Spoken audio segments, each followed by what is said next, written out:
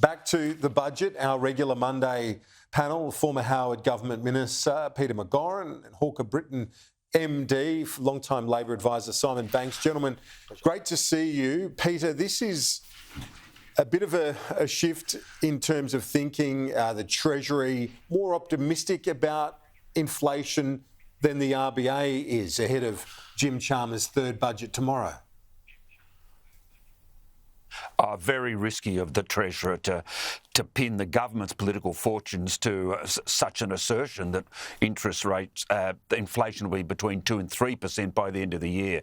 Unless the American inflation rate comes down, Kieran, it's not going to happen. And he's putting everything at stake by making such a prediction. He's setting a marker in the ground that can be used to measure his and the government's performance against.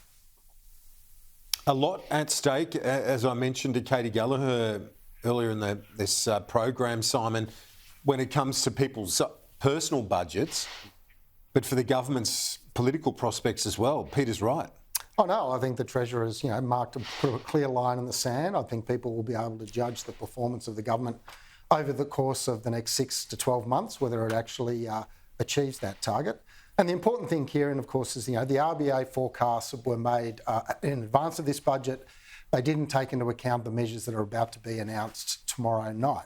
What we do know, though, is a number of the measures which the government announced last year, which it looks like it's either going to extend in some shape or other, particularly electricity rebates and further rental assistance.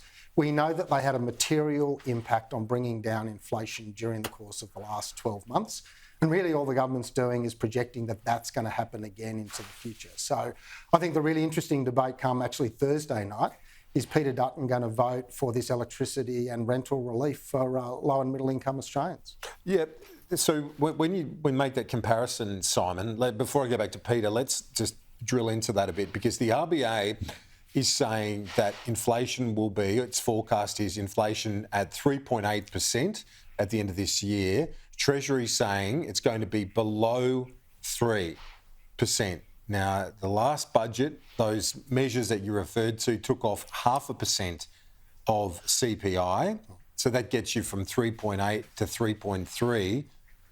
There's still a discrepancy there between the Treasury and the RBA. Yeah, and the truth is, though, that we don't know the full set of measures that are going to be announced in the budget tomorrow night, Kieran. So clearly the government won't just be relying upon those two measures, but we saw last year they had an absolutely demonstrable effect in terms of reducing the level of inflation in the economy. The RBA, no criticism of them. They don't know the details of those policy announcements, and so their forecasts simply can't take those matters into account.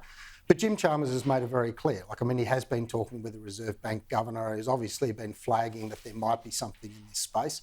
We'll know the detail tomorrow night, and then I think it'll be interesting to see how the RBA adjusts its forecasts accordingly. Peter, even if inflation does rise, and whether it be the US or other impacts driving that, can Jim Chalmers say, look at those Treasury numbers when I delivered the budget, it wasn't me that did this. I put downward pressure on inflation.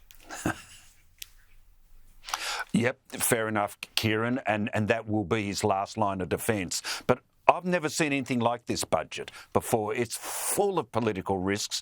If I was a backbencher in a marginal seat, I would wonder why the Treasurer had to raise the high jump bar so high. There was no need to predict that inflation will be 2 to 3% at the end of the year. You've got a budget. He's a salesman, so it's an expansionary budget, but it's a contracting budget. It's fiscally responsible, but we're looking after cost of living pain for the electorate. There's just too much that he's promising. He's such a salesman. I think he's believing his own propaganda now.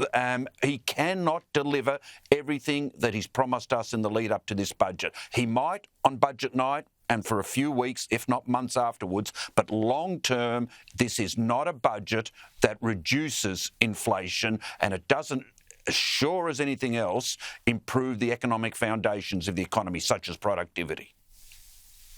How does it set up the political battle over coming weeks, but it's really coming days as well when you look at the budget reply, an important moment for Peter Dutton on Thursday, Simon? Yeah, well, as I said earlier, he's going to have to make some really key choices on Thursday night. If you believe the rhetoric that comes out of Angus Taylor, for example, they're going to have to cut spending. Well, where are they going to cut it from? Who are they going to take money out of the pocket of? If they're not going to support these measures, they're actually voting for increased inflation in the economy. So some big choices coming up for Peter Dutton on Thursday night, and the biggest problem at the moment is no one knows what he stands for. Peter McGauran, it is an important time in the electoral cycle, isn't it, to start fleshing out a few more bits of vision for an opposition leader?